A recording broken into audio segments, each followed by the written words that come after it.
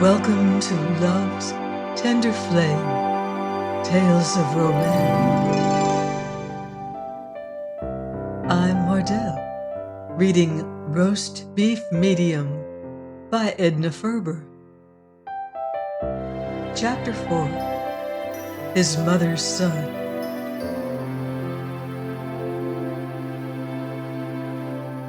Full? Repeated Emma McChesney, and if it weren't for the compositor, there'd be an exclamation point after that question mark. Sorry, Mrs. McChesney, said the clerk, and he actually looked it. But there's absolutely nothing stirring. We're full up. The Benevolent Brotherhood of Bisons is holding its regular annual state convention here. We're putting up cots in the hall. Emma McChesney's keen blue eyes glanced up from their inspection of the little bunch of mail which had just been handed her. Well, pick out a hall with a southern exposure and set up a cot or so for me, she said agreeably, because I've come to stay. After selling featherloom petticoats on the road for 10 years, I don't see myself trailing up and down this town looking for a place to lay my head. I've learned this one large, immovable truth, and that is that a hotel clerk is a hotel clerk. It makes no difference whether he is stuck back of a marble pillar and hidden by a gold vase full of 36-inch American Beauty roses at the Knickerbocker, or setting the late fall fashions for men in Galesburg, Illinois. By one small degree was the perfect poise of the peerless personage behind the register jarred, but by only one. He was a hotel night clerk. It won't do you any good to get sore, Mrs. McChesney, he began suavely. Now a man would— But I'm not a man, interrupted Emma McChesney. I'm only doing a man's work and earning a man's salary and demanding to be treated with as much consideration as you'd show a man. The personage busied himself mightily with a pen and a blotter and sundry papers, as is the manner of personages when annoyed. I'd like to accommodate you. I'd like to do it. Cheer up, said Emma McChesney. You're going to. I don't mind a little discomfort. Though I want to mention in passing that if there are any lady bisons present, you needn't bank on doubling me up with them. I've had one experience of that kind. It was in Albia, Iowa. I'd sleep in the kitchen range before I'd go through another. Up went the erstwhile falling poise. You're badly mistaken, madam. I'm a member of this order myself, and a finer lot of fellows it has never been my pleasure to know. Yes, I know, drawled Emma McChesney. Do you know, the thing that gets me is the inconsistency of it. Along come a lot of boobs who never use a hotel the year round except to loaf in the lobby and wear out the leather chairs and use up the matches and toothpicks and get the baseball returns. And immediately you turn away a traveling man who uses a $3 a day room with a sample room downstairs for his stuff, who tips every porter and bellboy in the place, asks for no favors, and who, if you give him a halfway decent cup of coffee for breakfast, will fall in love with the place and boom it all over the country. Half of your benevolent bisons are here on the European plan, with a view to patronizing the free lunch counters or being asked to take dinner at the home of some local bison whose wife has been cooking up on pies and chicken salad and veal roast for the last week. Emma McChesney leaned over the desk a little and lowered her voice to the tone of confidence. Now, I'm not in the habit of making a nuisance of myself like this. I don't get so chatty as a rule, and I know that I could jump over to Monmouth and get first-class accommodations there. But just this once, I've a good reason for wanting to make you and myself a little miserable. You see, my son is traveling with me on this trip. Son? Echoed the clerk, staring.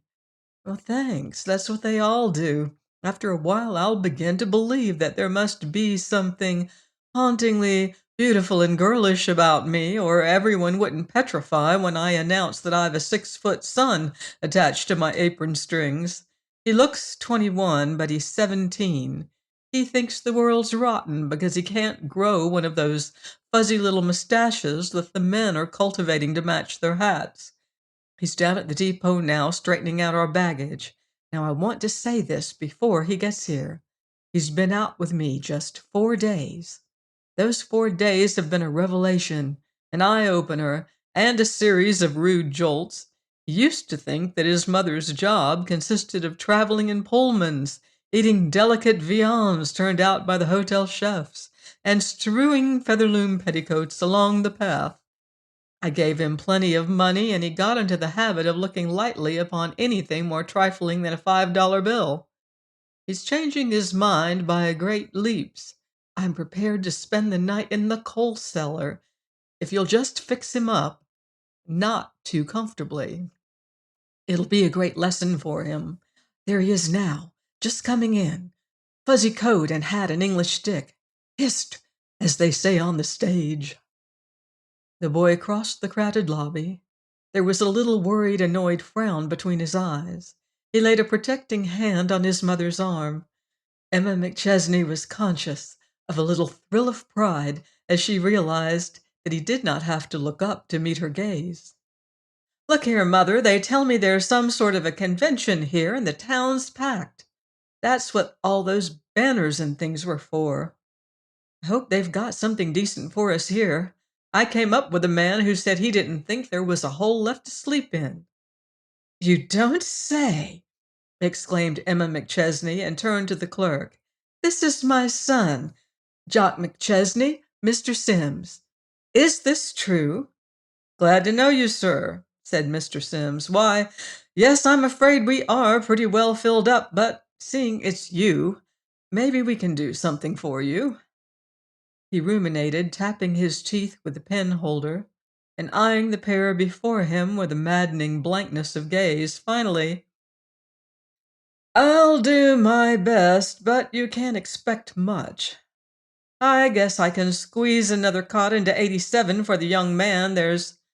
Let's see now, who's in 87? Well, there's 2 Bisons in the double bed and 1 in the single, and Fat Ed Myers in the cot, and—" Emma McChesney stiffened into acute attention. "Myers?" she interrupted. "Do you mean Ed Myers of the Strauss Sans Silk Skirt Company?" "That's so. You two are in the same line, aren't you? He's a great little piano player, Ed is. Ever hear him play?" "When did he get in?" "Oh, he just came in 15 minutes ago on the Ashland division. He's in at supper." "Oh," said Emma McChesney. The 2 letters breathed relief. But relief had no place in the voice or on the countenance of Jock McChesney. He bristled with belligerence. "This cattle car style of sleeping don't make a hit. I haven't had a decent night's rest for 3 nights. I never could sleep on a sleeper. Can't you fix this up better than that?" "Best I can do." "But where's Mother going? I see you advertise 3 large and commodious steam-heated sample rooms in connection. I suppose Mother's due to sleep on one of the tables there." "Jock," Emma McChesney reproved him, "Mr. Sims is doing us a great favor. There isn't another hotel in town that would—" "You're right, there isn't," agreed Mr. Sims. "I guess the young man is new to this traveling game. As I said, I'd like to accommodate you, but, well, let's see now. Tell you what I'll do. If I can get the housekeeper to go over and sleep in the maid's quarters just for tonight, you can use her room. There you are. Of course, it's over the kitchen, and there may be some little noise early in the morning." Emma McChesney raised a protesting hand. "Don't mention it. Just lead me thither. I'm so tired I could sleep in an excursion special that was switching at Pittsburgh. Jock, my child, we're in luck. That's twice in the same place. The first time was when we were inspired to eat our supper on the diner instead of waiting until we reached here, to take the leftovers from the bisons grazing. I hope that housekeeper hasn't a picture of her departed husband dangling life-size on the wall at the foot of the bed. But they always have. Good night, son. Don't let the bisons bite you. I'll be up at 7. But it was just 6:30 a.m. when Emma McChesney turned the little bend in the stairway that led to the office. The scrub woman was still in possession. The cigar counter girl had not yet made her appearance. There was about the place a general air of the night before. All but the night clerk. He was as spruce and trim and alert and smooth-shaven as only a night clerk can be after a night's vigil. "Morning," Emma McChesney called to him. She wore blue serge and a smart fall hat. The late autumn morning was not crisper and sunnier than she. "Good morning, Mrs. McChesney," returned Mr. Sims sonorously. "Have a good night's sleep? I hope the kitchen noises didn't waken you." Emma McChesney paused with her hand on the door. "Kitchen? Oh, no. I could sleep through a vaudeville china juggling act, but what an extraordinary unpleasant-looking man that housekeeper's husband must have been."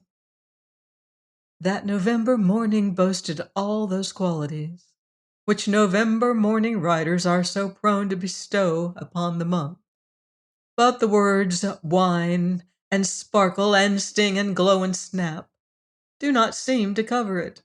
Emma McChesney stood on the bottom step, looking up and down Main Street and breathing in great draughts of that unadjectivable air.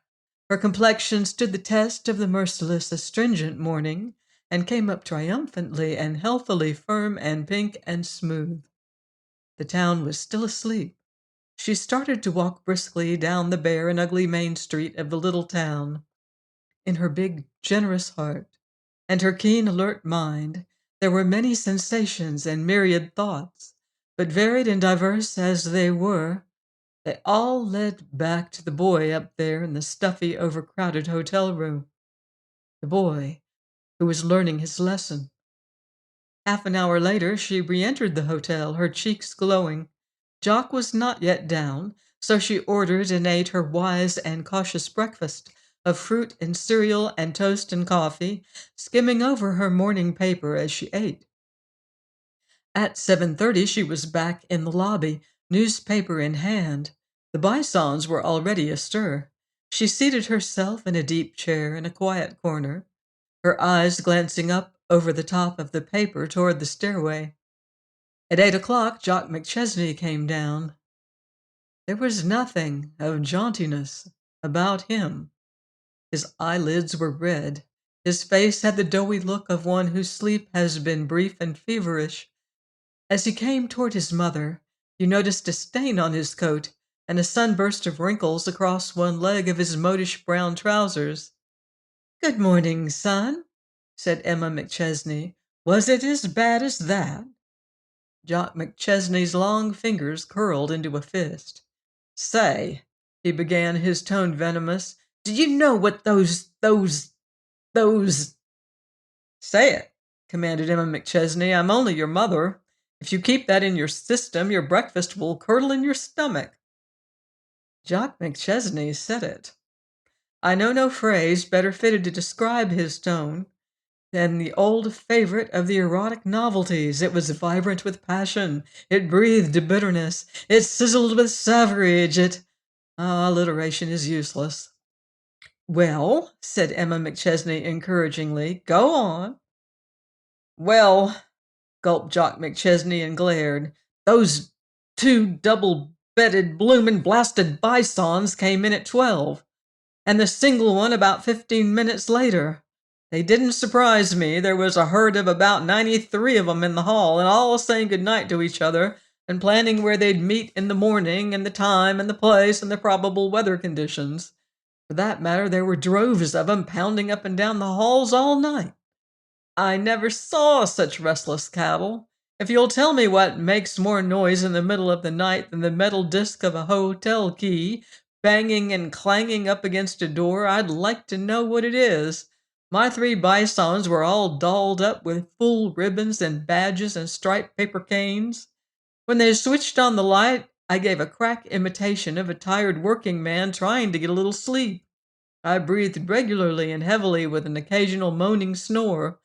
But if those two hippopotamus bisons had been alone on their native plains, they couldn't have cared less. They bellowed and pawed the earth and threw their shoes around and yawned and stretched and discussed their plans for the next day and reviewed all their doings of that day. Then one of them said something about turning in, and I was so happy I forgot to snore. Just then another key clanged at the door. In walked a fat man in a brown suit and a brown derby, and stuff was off. "That," said Emma McChesney, "would be Ed Myers of the Strauss Sans Silk Skirt Company." "None other than our hero." Jock's tone had an added acidity. "It took those four about 2 minutes to get acquainted. In 3 minutes they had told their real names, and it turned out that Myers belonged to an organization that was a second cousin of the Bisons. In 5 minutes they had got together a deck and a pile of chips and were shirt-sleeving it around a game of pinochle. I would doze off to the slap of cards and the click of chips and wake up when the bellboy came in with another round, which he did every 6 minutes. When I got up this morning, I found that fat Ed Myers had been sitting on the chair over which I trustingly had draped my trousers. This sunburst of wrinkles is where he mostly sat. This spot on my coat is where a bison drank his beer." Emma McChesney folded her paper and rose smiling. "It is sort of trying, I suppose, if you're not used to it." "Used to it!" shouted the outraged Jock. "Used to it! Do you mean to tell me there's nothing unusual about—" "Not a thing.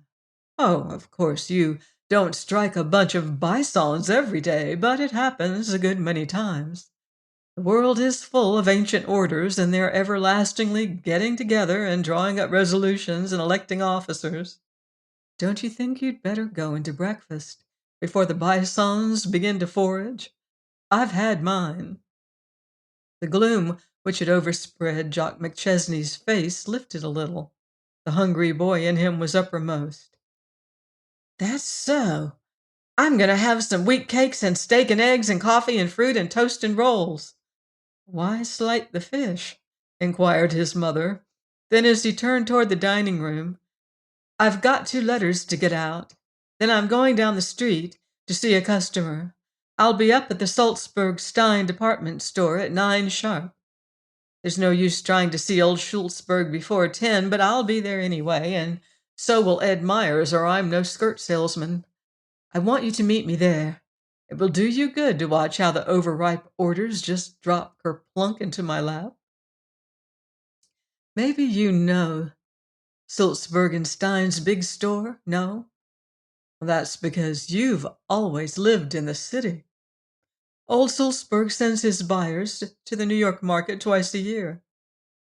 And they need 2 floor managers on the main floor now. The money those people spend for red and green decorations at Christmas time, and apple blossoms and pink crepe paper shades in the spring, must be something awful.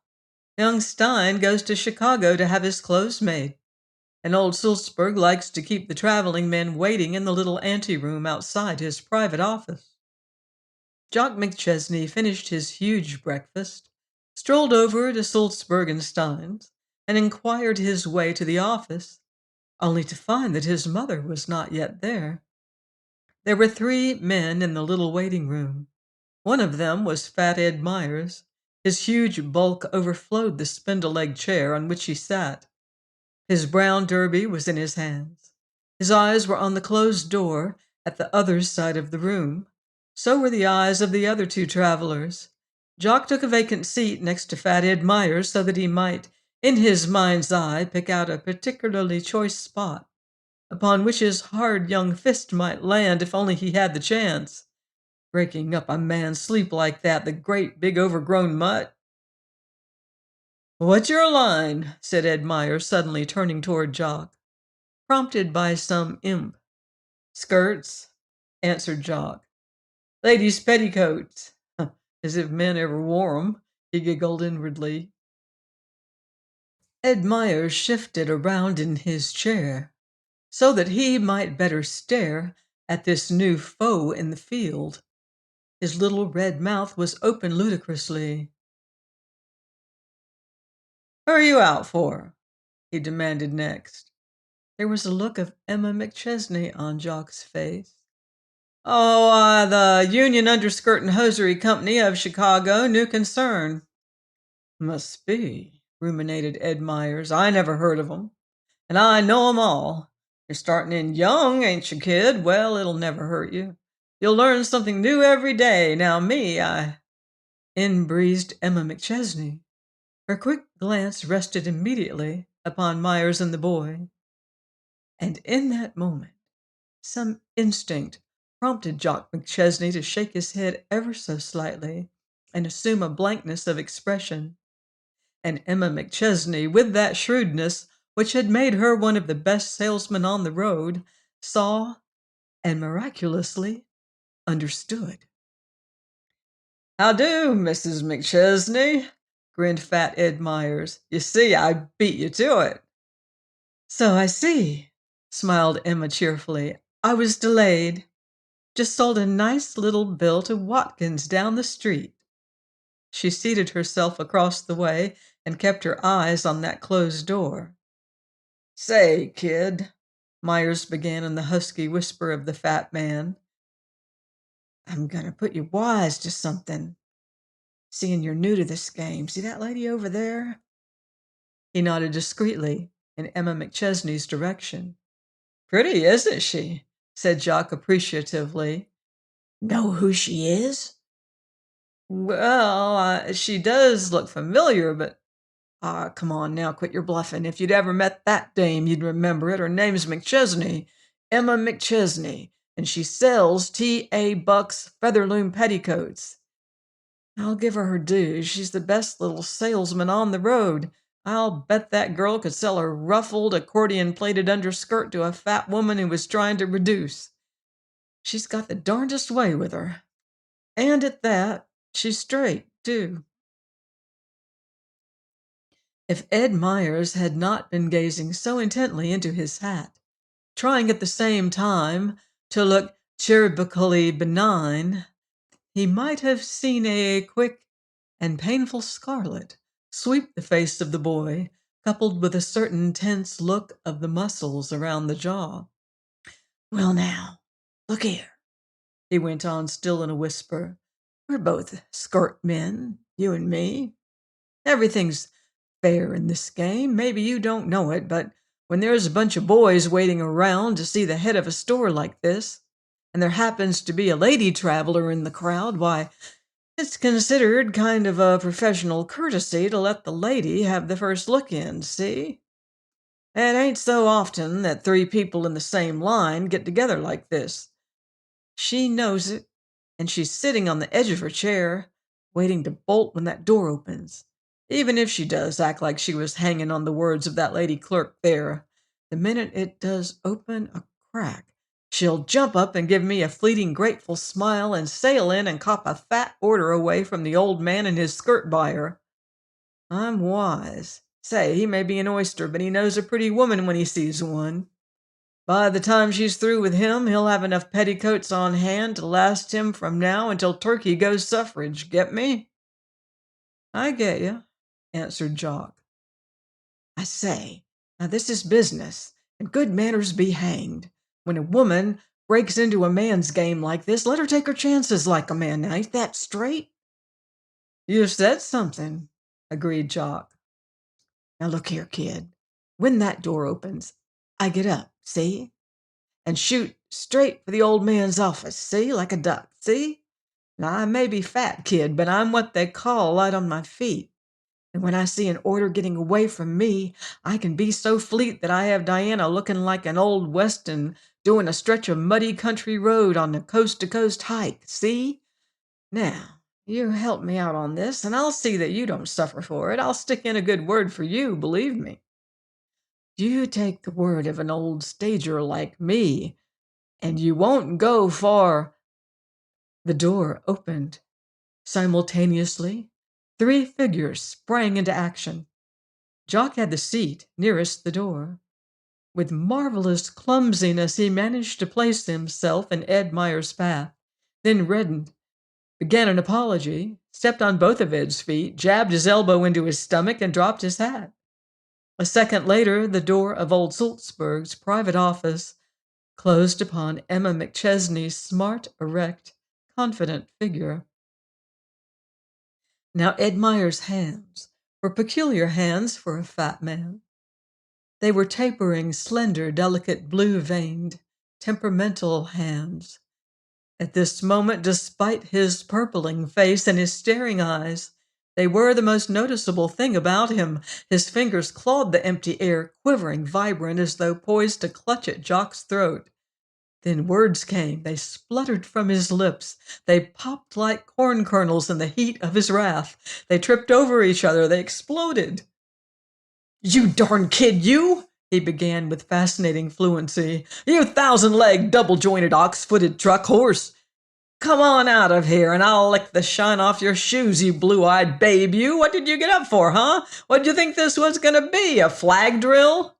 With a whoop of pure joy, Jock McChesney turned and fled. They dined together at 1 o'clock, Emma McChesney and her son Jock. Suddenly Jock stopped eating. His eyes were on the door. "There's that fathead now," he said excitedly. "The nerve of him! He's coming over here." Ed Myers was waddling toward them with the quick, light step of the fat man. His pink, full-jowled face was glowing. His eyes were bright as a boy's. He stopped at their table and paused for one dramatic moment. "So, me beauty, you two were in cahoots, huh? That's the second low-down deal you've handed me. I haven't forgotten that trick you turned with Nussbaum at DeKalb. Never mind, little girl, I'll get back at you yet." He nodded a contemptuous head in Jock's direction. "Carrying a packer?" Emma McChesney wiped her fingers daintily on her napkin, crushed it on the table, and leaned back in her chair. "Men," she observed wonderingly, "are the cussedest creatures. This chap occupied the same room with you last night, and you don't even know his name. Funny, if two strange women had found themselves occupying the same room for a night, they wouldn't have got to the kimono and back hair stage before they would not only have known each other's name, but they'd have tried on each other's hats, swapped corset cover patterns, found mutual friends living in Dayton, Ohio, taught each other a new Irish crochet stitch, showed their family photographs, told how their married sister's little girl nearly died with swollen glands, and divided off the mirror into two sections to paste their newly washed handkerchiefs on. Don't tell me men have a genius for friendship." "Well, who is he?" insisted Ed Myers. "He told me everything but his name this morning. I wish I'd throttled him with a bunch of bison's badges last night." "His name," smiled Emma McChesney, "is Jock McChesney. He's my one and only son, and he's put through his first little business deal this morning just to show his mother that he can be a help to his folks if he wants to. Now, Ed Myers, if you're going to have apoplexy, don't you go and have it around this table. My boy is only on his second piece of pie, and I won't have his appetite spoiled." Join me next week on Love's Tender Flame for another romantic chapter of Roast Beef Medium by Edna Ferber. Until then, love deeply and live beautifully.